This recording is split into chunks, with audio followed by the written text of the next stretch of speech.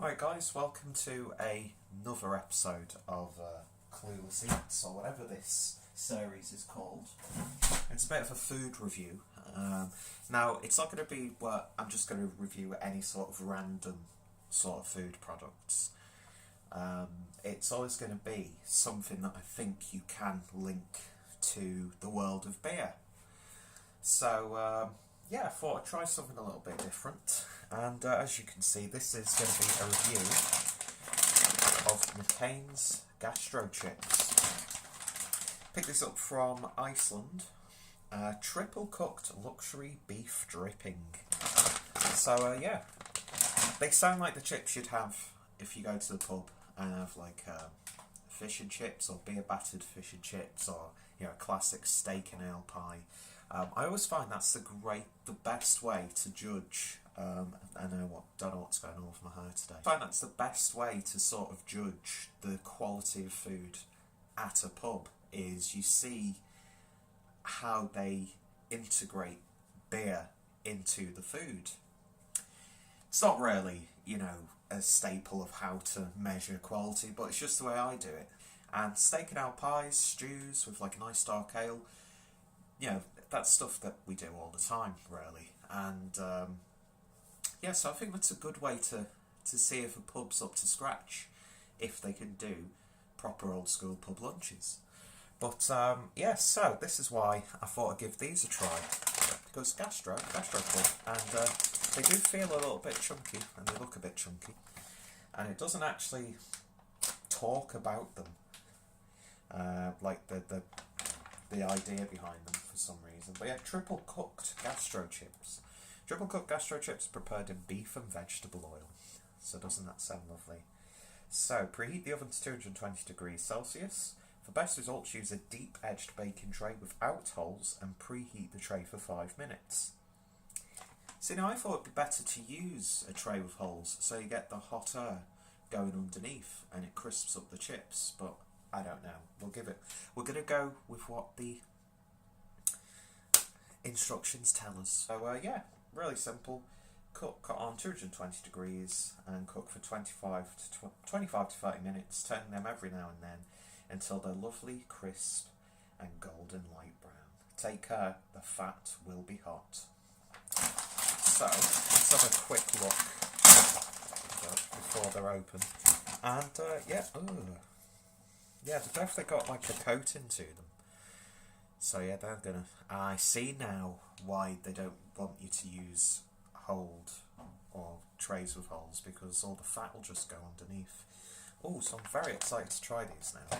So oven is preheated. I'm going to put these back in the freezer until it is preheated, and put the tray in for 5 minutes.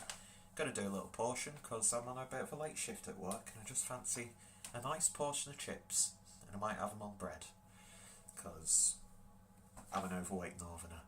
So yeah, I shall see you in a second. Okay, so yeah, you don't get much. That's pretty much almost the whole bag, to be honest. But oh well, we shall see if they're worth it. So oven's preheated. The tray's a little bit hot. It was sizzling when I put them on, but of course it took me a little while to get the camera rolling. And yeah, so in for about 35 minutes was that. So I'm just going to keep in 7-minute intervals. I'm going to keep twisting them, turning them over, so they get evenly distributed. So yeah, and I won't show you all that. I'll save you the tedium of me coming back and forth from an oven. So I'll show you them when they're ready. So as you can see, they are very unevenly cooked. They actually look a lot better with the contrast on camera. They're a bit more dull looking one, and then you've got this red, like dark brown. But I don't think they're burnt, but just look at all that fat. So I'm going to get those drained, salt, vinegar, and we're going to see how they taste. So this is what they look like. As I said, quite uneven. But that being said, it does remind me as if can't even talk. It does remind me as if you were making them yourself. Do you know what I mean? So it's got like a authenticity about them. But yeah, looking okay. So we'll take this one. Put just some salt and vinegar on there, just keep it simple.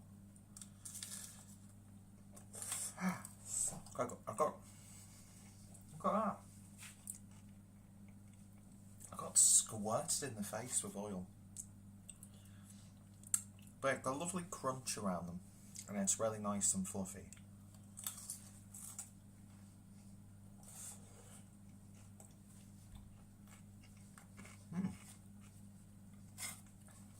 You're not really getting any sort of like meaty flavour from them or anything like that.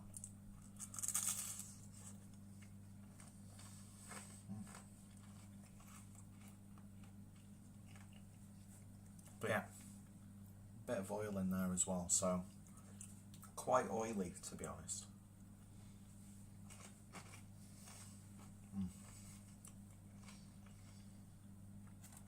But they do have a really satisfying consistency about them.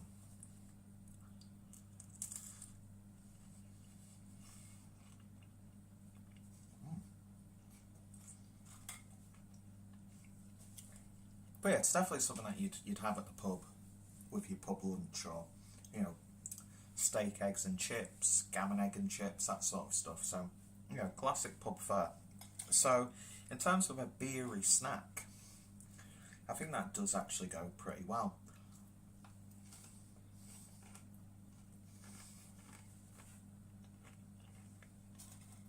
That being said, for the amount that you get in the bag, I'd probably opt for something else. Or if you did them yourself, you know, part-boil them, or chip them up first, part-boil them, or like triple cook them, whatever. Do them your own, and you probably get a little bit more of a rustic, flavoursome version. But yeah, my lips are dead oily now.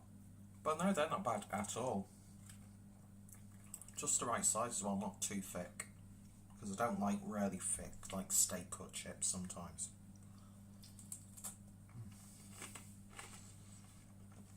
Yep. Not bad. That was a really crispy one. But would definitely pair with pub style food. And also a couple of pints of like a good classic British golden ale or something like that. That'd go well. In fact, they're going to go well with loads of different beers, let's be honest. I'd definitely get them again, but I'd probably want to try and make them myself. Because I can't remember the price, but you don't get much in there. You really, really don't. Anyway, so if you've tried these, so let me know your thoughts and opinions down below. What's some of your favourite chips and beery snacks? And any suggestions, recommendations for products or recipes or anything like that, let me know. And I'll probably do a video on it and give you a little bit of a shout out as well. So yeah, I'm going to enjoy these, get ready for work, and then listen to annoying customers until 11:30 in the evening. So happy days.